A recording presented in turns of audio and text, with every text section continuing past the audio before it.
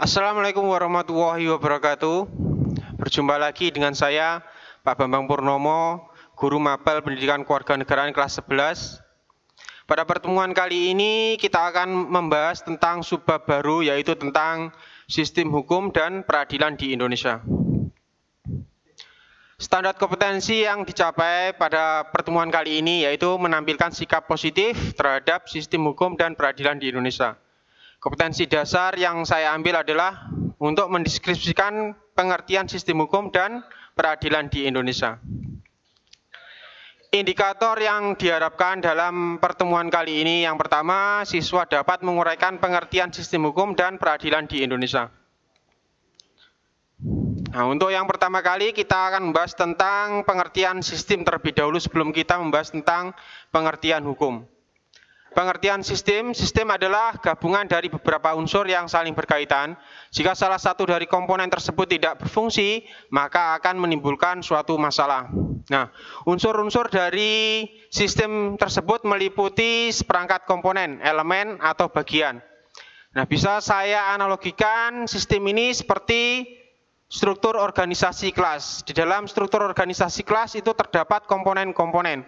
Nah, komponen dalam struktur organisasi kelas itu meliputi ketua kelas, kemudian wakil ketua kelas, kemudian sekretaris 1, sekretaris 2, bendahara 1, bendahara 2, dan anggota. Nah, ini merupakan komponen-komponen elemen atau bagian dalam sistem tersebut.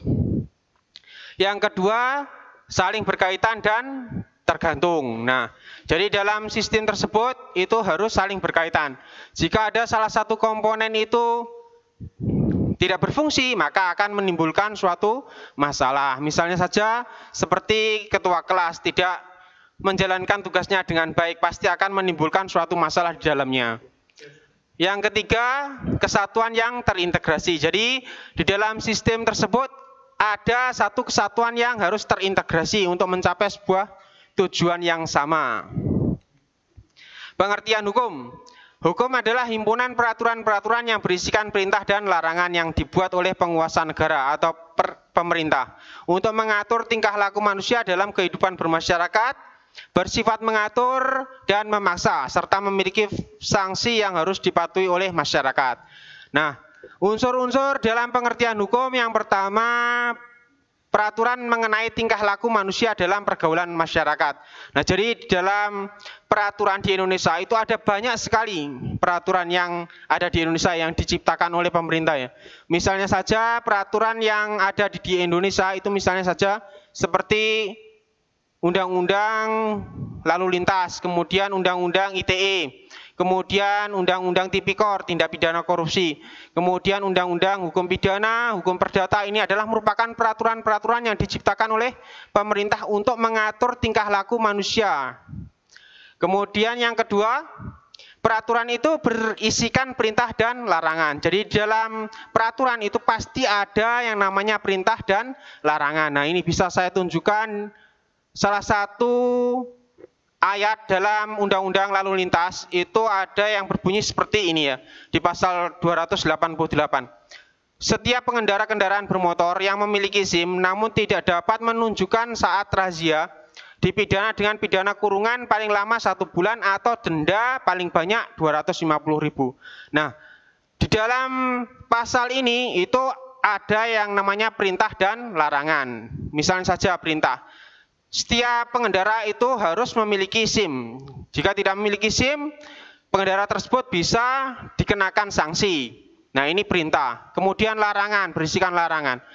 Nah, setiap pengendara itu dilarang tidak membawa SIM. Kalau misalnya pengendara tidak membawa SIM, juga pasti akan dikenakan sanksi. Nah, jadi di setiap pasal itu pasti ada yang namanya perintah dan larangan.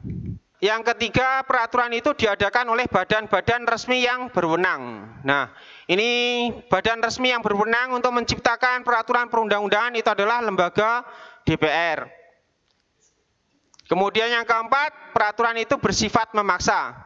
Jadi peraturan itu sifatnya memaksa ya. Jadi memaksa semua masyarakat untuk mematuhi. Jadi tidak membeda-bedakan antara masyarakat miskin dan kaya, masyarakat golongan tinggi atau golongan menengah ke atas. Nah, ini tidak dibeda-bedakan.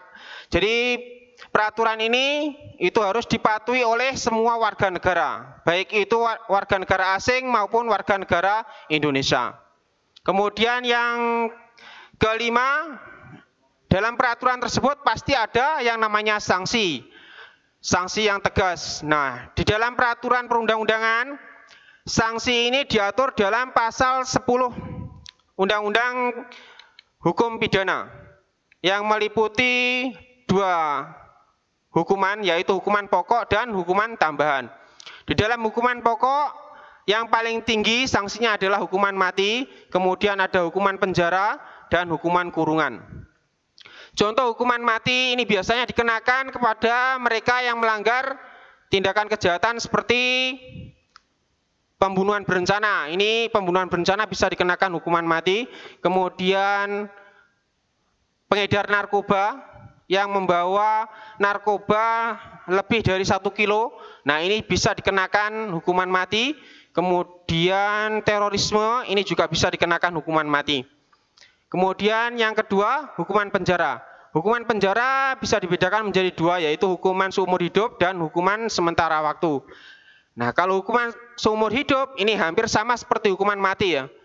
Tapi tingkat kejahatannya lebih ringan. Misalnya saja ya tadi seperti pembunuhan berencana, kemudian pengedar narkoba, kemudian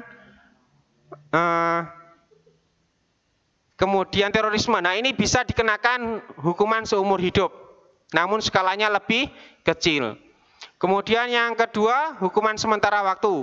Hukuman sementara waktu ini biasanya dikenakan bagi mereka yang melanggar tindakan kejahatan seperti pencurian, kemudian penganiayaan, kemudian pembunuhan. Ini bisa dikenakan hukuman sementara waktu setinggi-tingginya 20 tahun dan sekurang-kurangnya 1 tahun.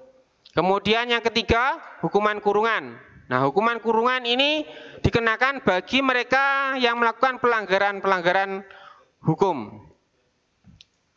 Setinggi-tingginya 1 tahun dan sekurang-kurangnya 1 hari.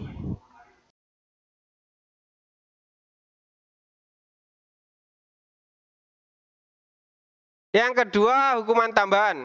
Hukuman tambahan itu terdiri dari 3. Yang pertama, pencabutan hak tertentu.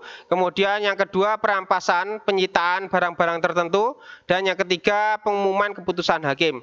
Nah, yang pertama, pencabutan hak tertentu. Pencabutan hak tertentu ini bisa misalnya seperti tindak pidana korupsi. Nah, ini bisa dicabut haknya, misalnya hak pilih dan hak dipilih. Kemudian hak untuk ini jabatan si koruptor tersebut ini bisa dicabut. Itu pencabutan hak tertentu. Kemudian yang kedua, perampasan penyitaan barang-barang tertentu. Ini misalnya saja seperti barang-barang yang digunakan tersangka untuk melakukan tindakan-tindakan kejahatan. Misalnya saja seperti ini, pisau yang digunakan untuk membunuh. Nah, ini bisa disita. Kalau terpidana korupsi, ini misalnya saja barang-barang yang disita adalah uang yang digunakan untuk membeli sebuah barang, misalnya rumah atau mobil. Nah, ini merupakan penyitaan barang-barang tertentu. Kemudian yang ketiga, pengumuman keputusan hakim. Nah, jadi hakim juga bisa melakukan hukuman tambahan kepada tersangka lebih berat ya dibanding dengan keputusan jaksa.